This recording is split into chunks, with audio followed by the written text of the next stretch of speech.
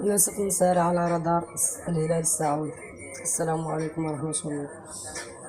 قالت الصحيفة الرياضية أن النادي الهلالي يستهدف التعاقد مع المهاجم المغربي يوسف نصيري من إشبيلية. وبحسب الصحيفة فإن إدارة الهلال وضعت الدول المغربي في صدارة خياراتها تحسبا لعدم الوصول لاتفاق مع الصربي ألكسندر متروفيتش مهاجم فولهام.